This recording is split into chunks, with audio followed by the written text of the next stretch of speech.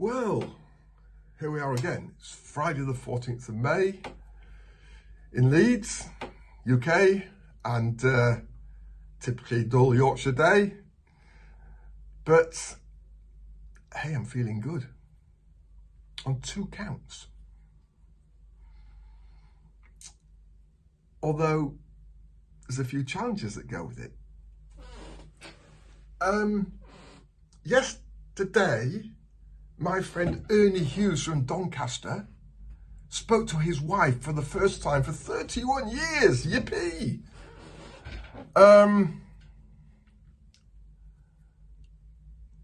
Look, he comes from Doncaster. She came from Doncaster. She's now in Rangiora, New Zealand. And I've suggested, John West and Mike Hughes came to see the local priests in Doncaster. Went to see Ernie on Wednesday. He got on pretty well. Ernie had heard that Mike had been instrumental in me having to leave my family and sell my business and lose my money and all that sort of stuff. So he rang me.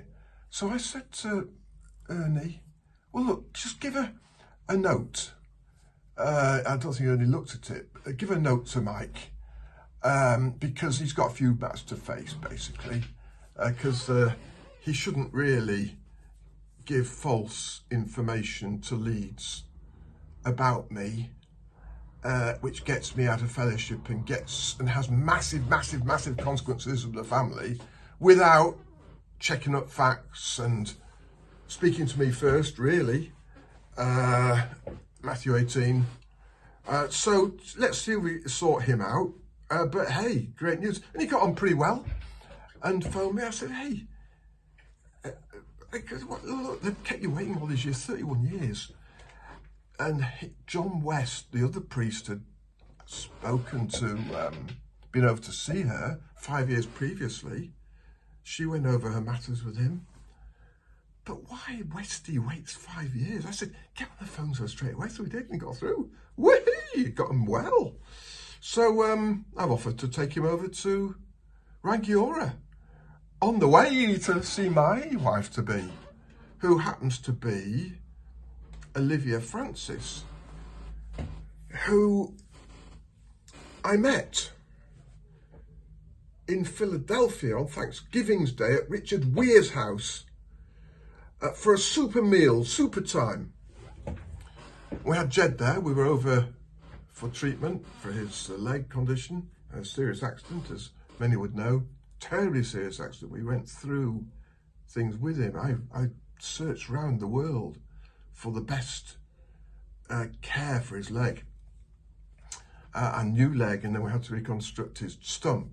We went through some deep waters in those days. And anyway,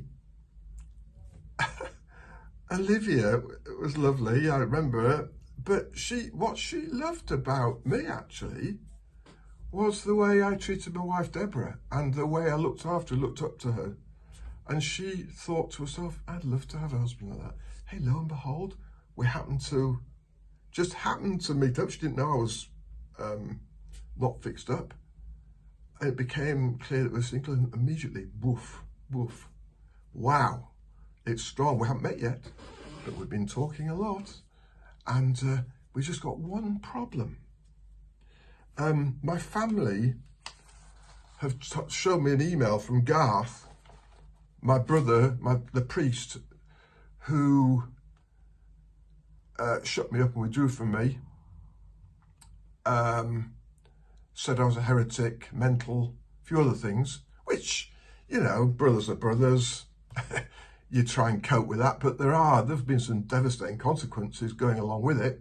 I'm a forgiver, so I try not to hold things, but when things happen and when they're trying to take your money and you have to spend £2 million in the family, in the court, and the brethren say they're nothing to do with it. This is all a family dispute between me and Deborah. But hey, I was always, as far as I'm concerned, I was kind, but Garth must know more because he's put As you'll understand, I'm not willing to get involved in any situation which includes Lance. Thanks, mate. The way he has treated his wife and family is despicable. Please keep my comments to yourself, as I have no interest in getting into any kind of dispute. Now that's typical Garth. He makes a statement, no dispute, there's no negotiation, my word is final, I am Garth Christie, I'm validated by Bruce Hales. If I say Lance's treatment of his wife is despicable, he thrusts that on the brethren in Leeds. They all say amen in assembly when he withdraws from me. And then that is binding on 55,000 brethren around the world. And then Roger Edwards, his fellow priest, and two of them came to see me when they shut me up, rings me a week after the event, says he's on a platform about to jump on a train, just to let you know who we're withdrawn from. I said, what for? He says, for being unfaithful to your wife. I said, but when you came to see me, I told you I'd never, ever had a relationship with another woman. And you said that was to my credit. Oh, we covered things that we didn't tell the brethren about you. I said, no, but if you withdraw from me, the brethren would know it's a very serious matter. And look, I'm a natural man. Self-gratification, yes. Sinner, yes. Sin saved by grace, yes. But it has to be a serious matter, Mr. Roger Edwards, to withdraw from a man to the point of him losing his business, his family, his house, changing the lock so I can't get back in, losing all my friends because I literally left home when I was 16 to stay with the brethren. I helped Roger in his business, set him going. I helped Garth when he had his fire in Leeds. We provided premises instantly overnight. So these guys suddenly decide that you're unfaithful to your wife when I've had no other relationship with another woman, and withdraw from you. And the consequences are massive, enormous. Anyway, I'm not here to complain. It's not about me, except that I just want to expose a religion that carves up families and tells people not to say anything when they say bad things about you. Look, come on, let's be fair. If I had been that bad to my wife, one would have expected, and I cleared myself with, I told her everything I'd done. I did drop beneath my calling. I sinned, and I don't make any bones about that, and I don't never justify myself one iota. So why repenting sinners who fail can't be forgiven by representatives of a religion that stands for truth and forgiveness, grace, healing, reconciliation, I will never understand. Because when they came to see me over 27 minutes, I said, but I would never treat you like this. It's not the point. What about grace? Oh no, this is authority. It's not grace, this is authority. Okay. And you're being difficult, you're harassing the priesthood, you're speaking back to us. Okay. So when Garth makes these statements, and says he doesn't want to get into any kind of a dispute, it just means that his word is binding, and he's in charge of the Leeds position, the Horsforth Gospel Hall Trust, and the trustees are actually his minnows. If they stood up and said, we don't agree with you, Garth, because he's validated by Bruce Hales, they could be out just like me. So it's not the fairest system in the world. They reckon they're the highest court in the land, more important than the government. So if awful cases like, I think mine's pretty awful, but if something paedophile stuff goes on, or sexual impropriety, or abuse, or assault, as happened with Gareth Hales to me when I was in Sydney beginning of last year.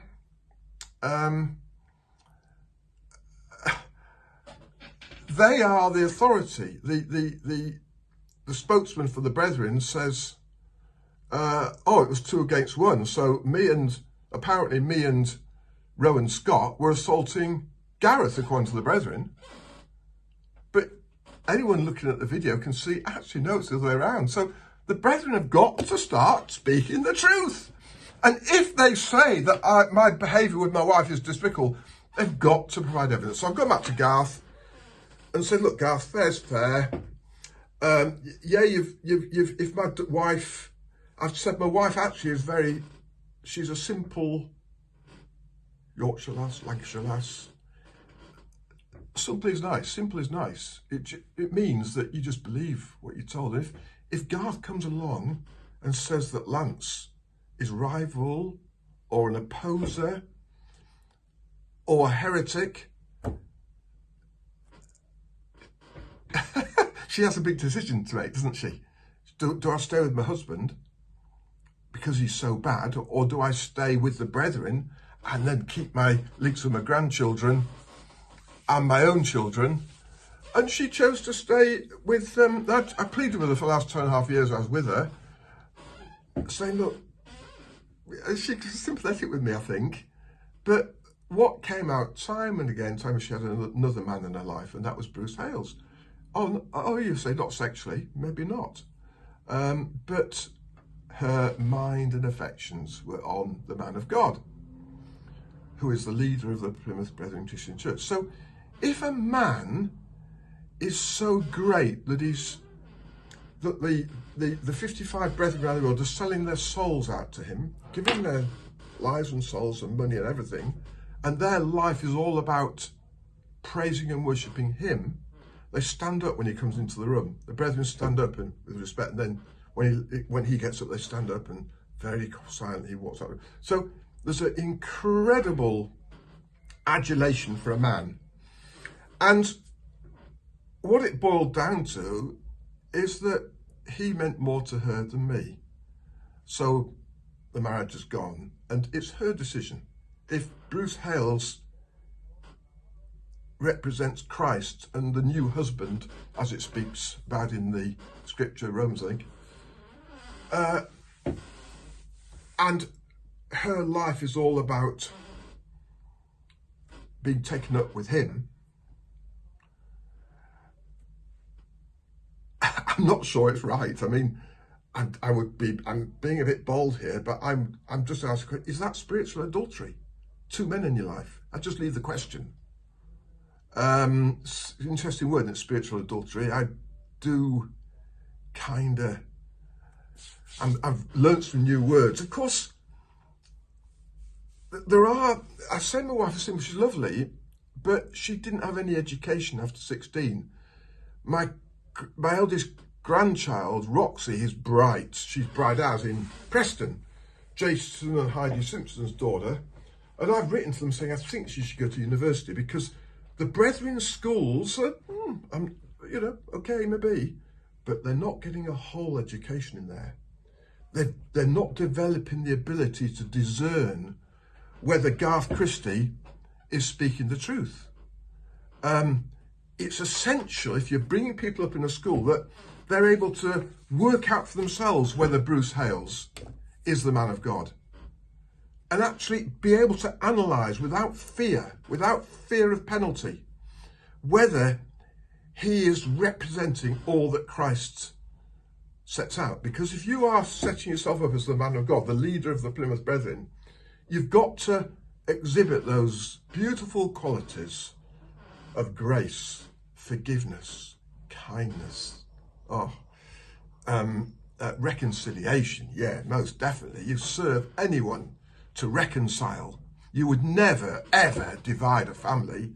Now, if someone, like they're saying about me, is that bad that he's very, as Garth says, despicably bad towards his wife, yeah, I stand judged. But there should be some evidence, shouldn't there? So I've just written to Garth, copied into the family, not my generation family, because these are not nice things for my children. And waiting for Garth to come back and substantiate this charge, because I've met this lovely woman, Olivia, and it's not fair for her to come to get married to a man she thought I was lovely to my wife, but if the facts are that I'm despicable, I can't see that it's fair for her to be hitched up with me for life. That's where I stand. Thank you.